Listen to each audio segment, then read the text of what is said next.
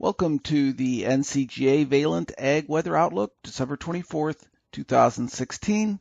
I'm John Felt. You know, for many years as an operational forecaster, I always said this is the time of the year when we start to get the more classic type winter storms, the big winter storms. And it looks like it's going to be right on schedule as we have a major one this week. I'm also watching the smaller parts of the upper Midwest as an active snow track. It seems like we're getting repeated snows, and if you're a listener in North Dakota, you know what I mean. You've had 3 or 4 pretty big snows so far, and the biggest one so far of the season's on its way. We also saw some really interesting temperature anomalies. I wanted to show you one here. Look at this here, up around the North Pole. We have temperatures that are 30, 40, even 50 degrees above normal in this area. So we have this really unusual pocket of cold weather or hot weather here. And then we have some other pockets of colder weather, but look at the variables. Warm, cold, and that's what's making this winter very, very complicated to predict as far as the medium and long range. Now, over the last 7 days, we had some modest precipitation over the central part of the nation, actually 2 inches or more over parts of the Ohio River Valley. Upper Midwest, we had some more snow over the far upper Midwest.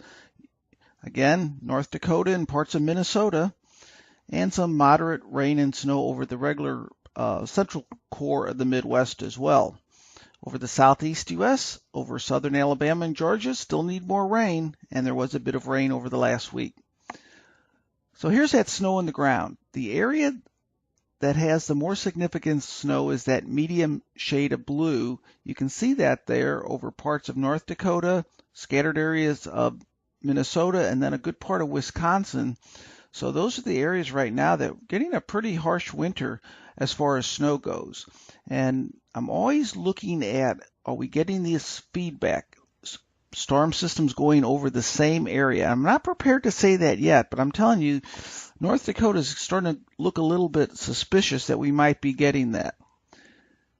Now, as far as snow melt goes, we are having some warmer air pushing into the region, so we're having more erosion of that snow on the southern edge than we had last week. And you can see very active melting of snow, the snow that occurred last week, and we are going to have that eroding quite actively over the next couple days. So we're going to melt a lot of that over Iowa, Nebraska, even South Dakota, southern Minnesota, and northern Illinois, over into parts of Indiana and Ohio as the warmer air pushes in. But last week was cold. Green and blue represents below normal temperatures. But I think the real big story is the winter storm here.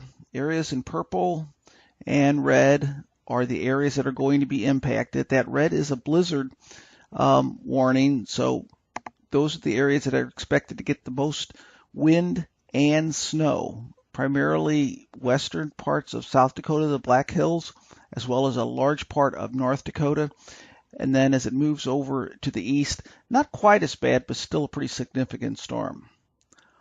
So as far as this week goes, we're going to have this building of the high pressure over the eastern half of the U.S., and that's going to bring some milder weather ahead of that system pushing through. And you can see as we look at the first 5 days, unusually mild. So sort of a midwinter break, we've really seesawed back and forth. And I think that is going to be, at least into the foreseeable future, the story. We're going to end up with an average winter temperature, but the real story is going to be these high periods of variability. The extreme cold we just went through over many parts of the nation, and now unusually mild weather. We're going to have a very mild Christmas Day over large parts of the central and eastern U.S. But here's that track of the area of low pressure. There's your winter storm track. Remember, I've been saying that that heaviest snow falls along to the north and to the west of that area of low pressure. Give you a little timing here. Here's late on Sunday. Very strong area of low pressure pushing up to the northeast, and that's your area on the northwest side of the low, your heaviest snow, freezing rain up in the colder air. And then we're also going to have a strong cold front pushing through and a chance of severe weather. Look at this. Christmas Day, severe weather risk over the central part of the U.S. So this is what you get with these very strong winter storms. You get a very wide variety of weather. Now, as far as precipitation, I think we really only have a couple areas to keep in mind. We have that strong cold front going through, which will be enhancing precipitation in this band right here. And then we have that snow band right here. Now, elsewhere, there'll be some modest precipitation, but I really think it'll be a quiet week over most areas of the U.S. with the exception of the Pacific Northwest, the blizzard in the upper Midwest, primarily North Dakota, smaller parts of Minnesota and South Dakota, and then heavy rain over parts of the south central U.S. Now, as far as snowfall totals, this gives you sort of the big picture here. A foot of snow in spots, and sort of if we want to zoom in on it a little bit for North Dakota, this is saying at least 5 to 6 inches and the possibility of 10 to as much as 13 or 14 inches, even 18 inches predicted in a few spots, the heaviest snow. So it looks like the heavy snow is coming right through here. There's a 19-inch possibility. So wow, big snowstorm.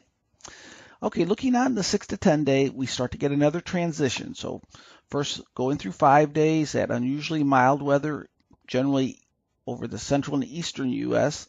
Then we go through a transition, December 29th through January 3rd. We start to have a dip in the jet stream. We don't see it a whole lot yet, but as we get into the early part of January, then we get this jet stream generally dipping across the region. It's not a real strong dip, but we start to push that cold air in. Now, the question will be, how far east does it go? It looks like it's definitely going this area, so unfortunately for the Dakotas, parts of Minnesota, not only are you going to have the snow, but you're going to have the cold. Question will be how far east it pushes, but the southeast looks like it's going to remain mild. Precipitation anomalies. Week 1, I mentioned area 1, area 2, southeast U.S. after some welcome rain. It looks like most of the southeast remain dry this week. And then here's week 2. Looks like pretty much the same area. So we're going to probably start getting some issues with rivers in this area. I'll have to keep an eye on that as well. Now, weeks 3 or 4, I'm not going to give this a real high confidence right now, but it does show that the sort of the repeated pattern that we've had so far is this cold, center of cold in the upper Midwest, and then the eastern U.S. mild, and still some active precipitation. So we're keeping soils recharged in this area, and that's what I'm watching too. As soon as we get into the new year, I'm going to really be hitting that hard. Okay, so in summary here, blizzard over the upper Midwest, particularly North Dakota. Mild week most areas. Then we're going to transition as we get into the early part of January, going towards a period of colder weather, colder than normal in most areas of the U.S. as we get into the first week in January. I think the coldest weather, though, will mainly be over the upper Midwest.